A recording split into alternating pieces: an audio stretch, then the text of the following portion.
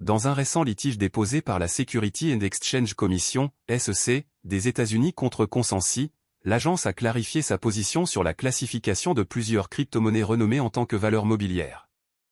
Il s'agit notamment de Terra Luna Classic, Luna, Polygon, Matic, The Sandbox, 100, Chiliz, CHZ, et Decentraland, Mana. Cette action en justice souligne l'affirmation de la SEC selon laquelle ces actifs numériques ont été initialement proposés et vendus sous forme de contrats d'investissement. La SEC estime donc que ces crypto-monnaies relèvent du champ d'application réglementaire des lois sur les valeurs mobilières. Pour rappel, Consensus, un acteur majeur de l'espace crypto, a été pris pour cible pour avoir prétendument facilité le trading de ses actifs via sa plateforme MetaMask Swap. La SEC américaine soutient que chacun de ces jetons a été commercialisé avec des promesses de bénéfices futurs découlant des efforts des entités émettrices, Consensus et des tiers liés. Cette attente de profit a été cultivée par divers moyens. Il s'agit notamment de déclarations publiques, de supports marketing et des stratégies opérationnelles décrites par les émetteurs de jetons. L'agence explique pourquoi certaines crypto-monnaies sont des valeurs mobilières. L'un des jetons en question est Matic, le jeton natif de Polygon, une plateforme de blockchain de mise à l'échelle d'Ethereum. De plus, Polygon positionne Matic comme essentiel pour les transactions et la gouvernance du réseau, incitant les détenteurs par le biais de mécanismes de jalonnement et d'autres activités économiques. Par conséquent, la SEC soutient que depuis sa création, Matic a été commercialisé et vendu comme un véhicule d'investissement. Elle mentionne que les investisseurs s'attendent à une augmentation de la valeur de Matic tirée par les efforts continus de développement et d'expansion de Polygon. Ils ont mis en évidence les détails du livre blanc de Matic pour prouver leur point de vue.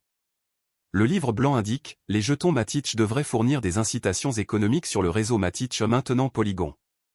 Sans jetons Matic, les utilisateurs ne sont pas incités à dépenser des ressources pour participer à des activités ou fournir des services à l'écosystème global du réseau Matic.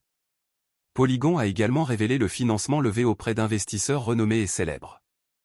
De plus, Sandeep Nelwal, cofondateur de Polygon, a écrit dans un tweet de novembre 2022 « Je ne me reposerai pas tant que Polygon n'aura pas obtenu la place de « top 3 » qu'il mérite, aux côtés de BTC et ETH. Aucun autre projet ne s'en approche. Le marketing et les déclarations du cofondateur ont également influencé la décision de la SEC. De même, Mana, la monnaie numérique de Decentraland, une plateforme de réalité virtuelle sur Ethereum, a été classée comme un titre par la SEC. Mana facilite les transactions au sein de l'écosystème Decentraland et accorde aux détenteurs le droit de participer à la gouvernance et à la création de contenu. La SEC a identifié la vente de jetons Mana lors de son ICO et des activités de trading ultérieures sur des plateformes comme MetaMask Swap. De plus, l'agence a noté que ces activités ont été menées avec la compréhension implicite du profit potentiel de la croissance et de l'adoption de la plateforme Decentraland. Un autre jeton sous surveillance est CHZ, le jeton utilitaire de Chiliz. Il est utilisé sur la plateforme sociale pour l'engagement des fans dans le sport et le divertissement. CHZ permet aux fans d'acheter et d'influencer les décisions de leurs équipes préférées grâce à des droits de vote et à des programmes de récompense. La SEC allègue que CHZ a été promu comme une opportunité d'investissement.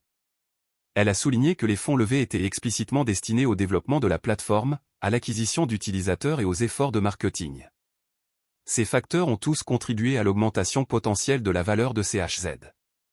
100, le jeton de The Sandbox, une plateforme de jeux virtuels alimentée par la blockchain, est également mis en évidence dans le litige de la SEC. La SEC soutient que l'offre initiale de 100 l'a présenté comme un véhicule d'investissement. Par conséquent, il est soumis à la réglementation des valeurs mobilières en raison des rendements attendus liés au succès de la plateforme. Enfin, Terra Luna Classic, Luna, le jeton natif de Terra, est inclus dans la classification de la SEC en tant que titre. Luna facilite les transactions de stablecoins et la gouvernance de la plateforme au sein de l'écosystème de Terra. La SEC affirme que l'émission et la négociation de Terra Luna Classic impliquaient des attentes de profit. Ces attentes étaient basées sur les efforts de développement de Terraform et l'adoption par le marché des solutions de stablecoins de Terra. La SEC a également souligné qu'en 2021, le responsable du développement commercial de Terraform avait considéré Terra Luna Classic comme une participation dans sa société. De plus, le PDG de Terraform, Do Kwon, a écrit un jour « La valeur de Luna est viable à long terme où elle augmente à mesure que l'écosystème se développe ». Un directeur a déclaré en juin 2021 que « Posséder Luna, c'est essentiellement posséder une partie du réseau ». En outre, le marketing de Terraform a mis l'accent sur l'expertise de son équipe. Ces facteurs ont conduit la Cour fédérale du district sud de New York à statuer le 28 décembre 2023 que Luna et WLUNA ont été vendus sous forme de contrats d'investissement. De plus, la SEC cherche à maintenir cette décision. Terra est une crypto-monnaie qui suit automatiquement le prix d'autres actifs ou devises.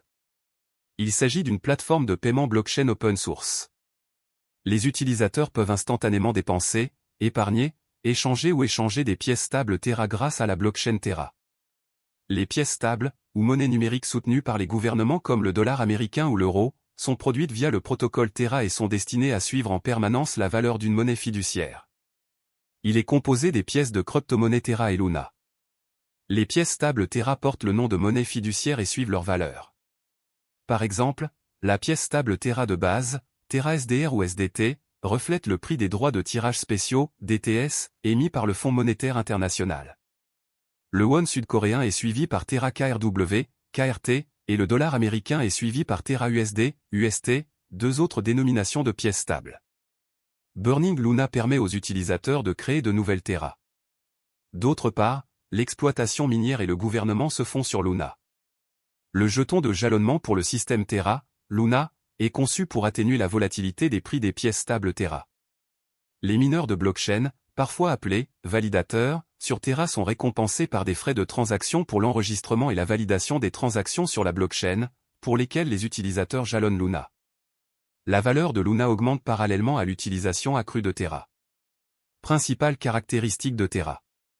Sur le marché asiatique du commerce électronique en pleine expansion, Terra cherche à accroître la valeur pour les consommateurs et l'efficacité des fournisseurs de services de paiement. Terra s'attaque aux applications de paiement de détail établies grâce à l'utilisation de la technologie blockchain Cosmos. Terra contourne l'infrastructure de paiement disjointe actuelle car il s'agit d'une solution de paiement complète de bout en bout. Les sociétés de services de paiement pourraient économiser des centaines de millions de dollars par an en utilisant la technologie de Terra. Afin de superviser les procédures de garantie qui soutiennent et préservent la stabilité des prix des pièces stables de Terra, le réseau crypto utilise sa propre monnaie, le Luna, comme jeton utilitaire et de gouvernance. Inconvénients et avantages de Terra. Avantages. Les développeurs de logiciels peuvent créer leurs propres protocoles et applications décentralisées, DApps, sur Terra en utilisant la plateforme de développement neutre en termes de blockchain qui fait partie de l'écosystème Terra. De nombreux stablecoins connectés à des devises sont pris en charge par le protocole Terra. Les jetons Terra Luna aident à stabiliser son stablecoin. Ils facilitent l'échange entre Luna et les stablecoins pour augmenter ou diminuer l'offre. Terra a dévoilé encore un mécanisme de prêt et d'épargne.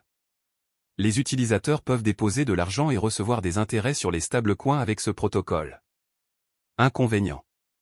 Ethereum et d'autres projets de crypto-monnaie importants sont toujours en avance sur Terra.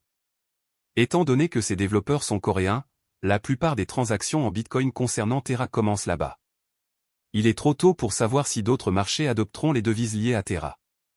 Par rapport à Ethereum, Terra est moins décentralisé. Certains puristes de la blockchain pourraient être rebutés par cela. Pour être plus précis, Terra est un système de paiement qui fonctionne sur une blockchain. Elle a été créée par Terraform Lab, une société sud-coréenne que Daniel Shine et Do Kwon ont fondée en 2018. Do Kwon, ancien employé d'Apple et de Microsoft, a fondé une société appelée Anifi qui fournissait des technologies de réseau maillé sans fil décentralisé. En plus d'être cofondateur de la société coréenne de commerce électronique Tmon, plus connue sous le nom de Ticket Monster, Shine est le fondateur et PDG de la société asiatique de technologie de paiement Shay, partenaire de Terra. Dans son objectif de devenir l'un des principaux fournisseurs de services de paiement en pièces stables et de finances décentralisées, DeFi, pour le commerce électronique, Terra dispose d'un écosystème en pleine croissance dans le secteur des crypto-monnaies avec 114 projets dans les domaines de la DeFi, du Web 3.0 et des jetons non fongibles, NFT. Plusieurs de ces initiatives consistent en une plateforme à rendement fixe avec un accès sans friction et des rendements d'emprunt s'appelle encore protocole. Shay, plus de 2 millions de Sud-Coréens utilisent cette application de paiement. Terra est une plateforme de loterie décentralisée basée sur la blockchain. Les actifs, synthétiques ou fongibles qui imitent les prix réels des actifs peuvent être créés grâce au protocole Mirror. Protocole Tally, une place de marché en ligne où les artistes peuvent proposer des services et vendre leurs œuvres. Protocole Vega, une plateforme de trading et de frappe de produits dérivés. le protocole Terra s'efforce de maintenir la stabilité du prix du stablecoin Terra en s'assurant que l'offre et la demande sont toujours égales grâce à l'utilisation de l'arbitrage. En effet, le principal avantage des stablecoins provient de la stabilité du prix fixé, évitant théoriquement la volatilité typique des crypto-monnaies. Luna absorbe la volatilité du stablecoin Terra et agit comme un contrepoids variable à celui-ci. Imaginez que l'ensemble de L, économie, Terra soit constitué de deux pools, un pool Terra et un pool Luna qui sont utilisés pour modifier les prix en offrant des incitations aux utilisateurs du réseau afin de comprendre le fonctionnement de Terra. Les développeurs travaillent encore beaucoup derrière le projet pour s'assurer que tout reste stable malgré le crash survenu il y a un an. Il y a quelques semaines, un article est apparu sur CoinGap indiquant que les créateurs de Terra Luna Classic ont déposé une proposition importante pour améliorer et introduire des produits dérivés pour le stacking liquide. Les développeurs veulent ajouter la prise en charge de Quicksilver, un protocole de stacking liquide interchaîne pour l'écosystème Cosmos, en modifiant les messages d'hôtes de compte interchaînes autorisés, selon la proposition.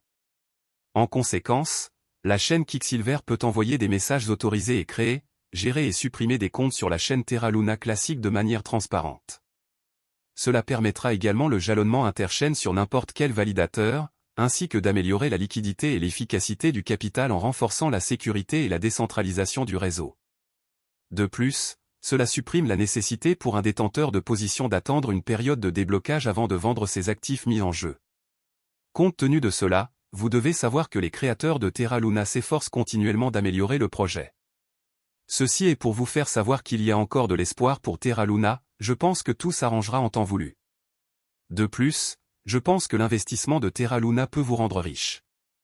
Cependant, tout dépend du montant de votre investissement dans Terra Luna Classic, de vos attentes pour le marché et de la durée pendant laquelle vous êtes prêt à le conserver. Le jeton natif de Terra Luna s'appelle Link. La vidéo va maintenant prendre fin. N'oubliez pas de vous abonner, d'aimer, de partager et d'investir judicieusement. Cordialement.